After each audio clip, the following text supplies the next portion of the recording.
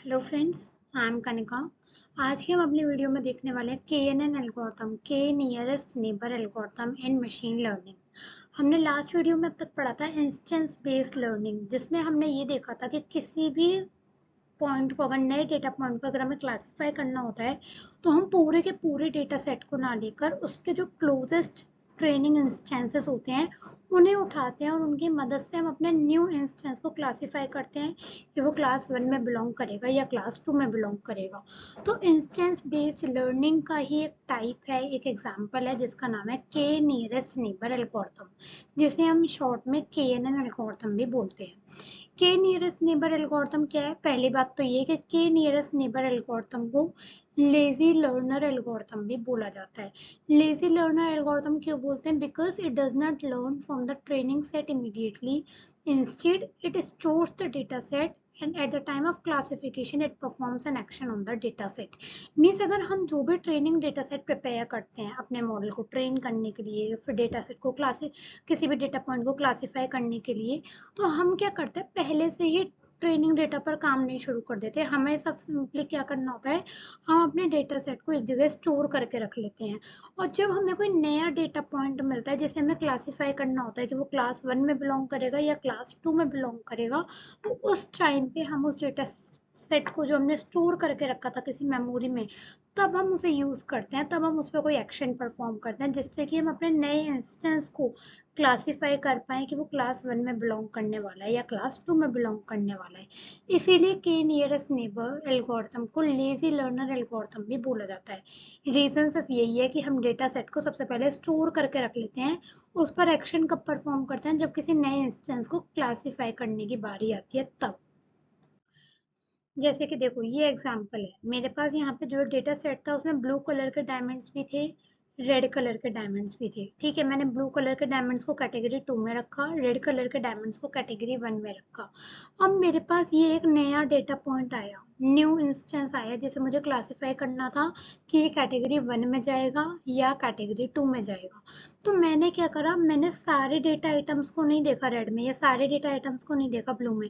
मैंने देखा जो इसके सबसे पास डेटा पॉइंट्स है दोनों ही क्लासेस में, मैंने सिर्फ उन्हें देखा। जैसे इस वाली क्लास में सिर्फ ये 2 डेटा पॉइंट थे जो इसके पास थे, ऐसे ही इस वाली कैटेगरी में ये 3 डेटा पॉइंट थे जो मेरे इस डेटा पॉइंट के पास थे।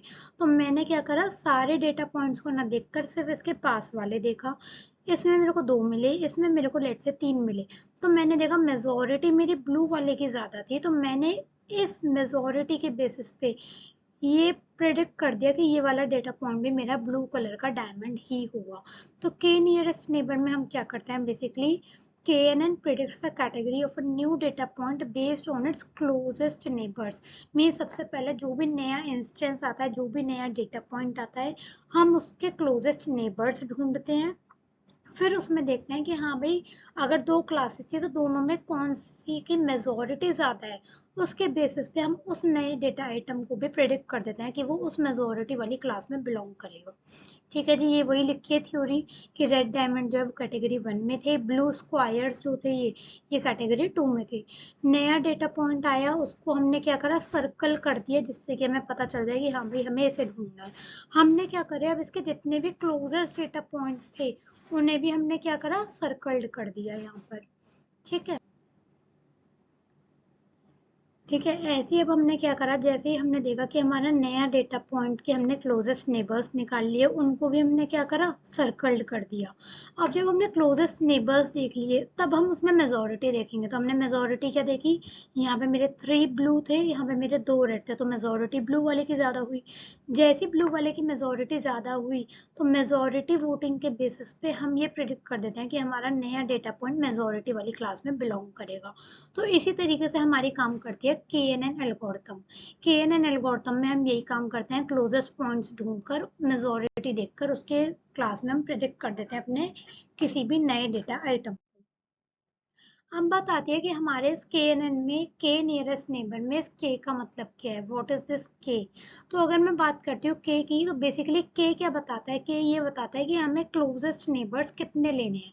भाई अभी जैसे लास्ट एग्जांपल में था, मैंने एक साइड तो 2 ले लिए थे, एक साइड मैंने 3 ले लिए थे, 4 भी ले सकती थी मैं, 5 भी ले सकती थी। तो ये कैसे डिसाइड होगा, तो बेसिकली जो ये K की वैल्यू होती है, हम जब इसका न्यूमेरिकल देखेंगे नेक्स्ट वीडियो में, तो उसमें हम देखेंगे कि हमें नॉर्मली के की वैल्यू गिवन होती है कि आपको के की वैल्यू 3 लेनी है, 4 लेनी है, 5 लेनी है या 2 लेनी है। के इक्वल टू 3 होगा तो इट मीन्स हमें क्या करना है, 3 क्लोजेस्ट नेबर्स निकालने हैं अपने पूरे के पूरे डेटा सेट में से। के की वैल्यू 2 गिवन होगी तो इट मीन्स हमें पूरे के पूरे डेटा सेट में से सिर्फ 2 ही क्लोजेस्ट नेबर्स निकालने हैं, जिनके बेसिस पे हम अपने न्यू डेटा सेट को प्रिडिक्ट करते हैं कि हाँ भाई वो कौन सी क्लास में बिलोंग करेगा। ठीक है, तो इस तरीके से काम करता है हमारा के नियरेस्ट नेबर। के का मतलब यही होता है कि कितने क्लोजेस्ट नेबर्स, कितने नियर बाय पॉइंट्स हमें चूज करने हैं अपने न्यू इंस्टेंस से जिसे हमें क्लासिफाई करना है। ठीक है, अब बात आती है distance matrices used in KNN algorithm. मैंने आपको ये बता दिया कि भाई हमें 2 क्लोजेस्ट नेबर लेने हैं। लेट्स से मेरे पास कोई भी एक डेटा सेट था, मैंने कहा ये, ठीक है, इसके अंदर मेरे बहुत सारे जो है डेटा पॉइंट्स ये कुछ इस तरीके के अवेलेबल है। जो मेरा मेन डेटा पॉइंट है वो है ये, इसे मेरे को करना है क्लासीफाई, ये मेरा न्यू इंस्टेंस है। अब मैंने अगर के की वैल्यू 2 रखी, तो मुझे कैसे पता चलेगा कि इन 4 में से कौन से 2 क्लोजेस्ट नेबर हैं। भाई कोई डिस्टेंस हो, कुछ सिमिलैरिटी हो, किसी के बेसिस पे तो हम इन 4 में से 2 क्लोजेस्ट नेबर्स ढूंढेंगे। तो बेसिकली केएनएन के अंदर क्या है, हमारी 2 तरीके की डिस्टेंस चलती है, एक चलती है हमारी यूक्लिडियन डिस्टेंस, एक चलती है हमारी Manhattan distance. Euclidean distance and Manhattan distance. Main हम यूज करेंगे यूक्लिडियन डिस्टेंस ही यूज करने के लिए। बेसिकली आपने मैथ्स में पढ़ा होगा कि अगर हमें 2 डेटा पॉइंट्स गिवन होते हैं, एक पॉइंट है ये एंड एक पॉइंट है ये, इनके बीच में डिस्टेंस निकालने का फॉर्मूला आप लोगों ने ऑलरेडी पढ़ा होगा, under root of x2 minus x1 का whole square plus y2 minus y1 का होल स्क्वायर। वही है ये यूक्लिडियन डिस्टेंस, कि किसी भी स्पेस में या किसी भी प्लेन में अगर हमें 2 डेटा पॉइंट्स गिवन होते हैं, हम क्या कर सकते हैं, उनके बीच में एक स्ट्रेट लाइन ड्रॉ कर कर उनके बीच की डिस्टेंस को फाइंड आउट कर सकते हैं। ठीक है, ये बेसिकली ऐसा कहा जाता है कि भाई 2 पॉइंट हैं, दोनों के बीच में हमें क्या करना है, शॉर्टेस्ट पाथ फाइंड आउट करना है। तो उसके लिए हम यूज करते हैं यूक्लिडियन डिस्टेंस। ठीक है, एक होती है हमारी मैनहट्टन डिस्टेंस। मैनहट्टन डिस्टेंस में क्या होता है, बस मैनहट्टन डिस्टेंस में हम या तो हॉरिजॉन्टल लाइंस को कंसिडर करते हैं या वर्टिकल लाइंस को कंसिडर करते हैं। इसमें क्या होता है, हमारे डायगोनल वगैरह इस तरीके के नहीं चलते। ग्रिड लाइक स्ट्रीट्स होती है ना जैसे सिटी में, उसमें हम या तो हॉरिजॉन्टल चल सकते हैं या वर्टिकली चल सकते हैं। तो मीन्स वही, जब हमें टैक्सी कैब डिस्टेंस निकालना होता है, स्ट्रीट में एक पॉइंट से दूसरे पॉइंट के बीच में डिस्टेंस निकालना होता है कि भाई हमें अपने घर से किसी शॉप पर जाने में कितना टाइम लग रहा है स्ट्रीट में या कुछ लग रहा है, इस तरीके के डिस्टेंसेस निकालने के लिए हम यूज करते हैं मैनहट्टन डिस्टेंस।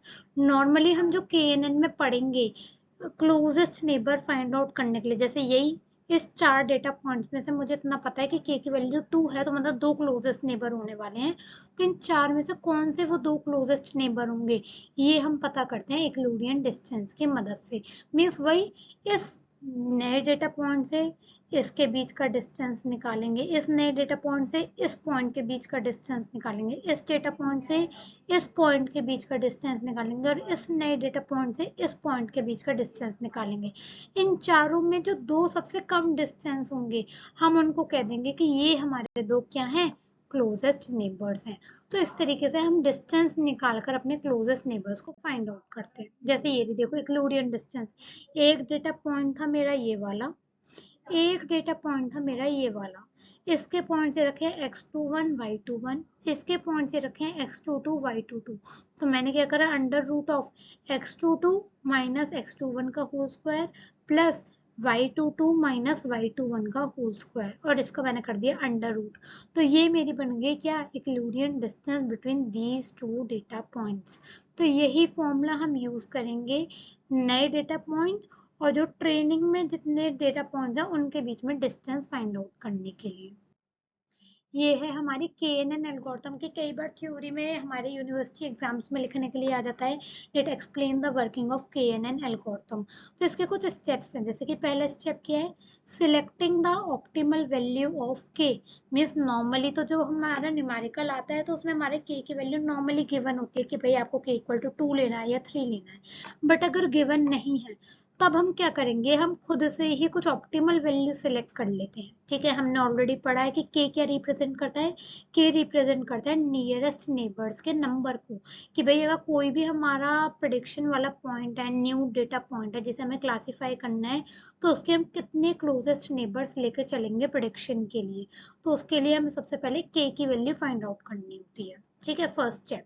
सेकेंड स्टेप क्या होता है, जैसे ही हमें के की वैल्यू पता चल गई तब हम वही, ये अगर हमारा मेन डेटा पॉइंट है तो इसके आसपास वाले जितने भी डेटा पॉइंट्स हैं, हम उन सब डेटा पॉइंट से इस डेटा पॉइंट के क्या करेंगे, अपनी इक्लूडियन डिस्टेंस कैलकुलेट करेंगे।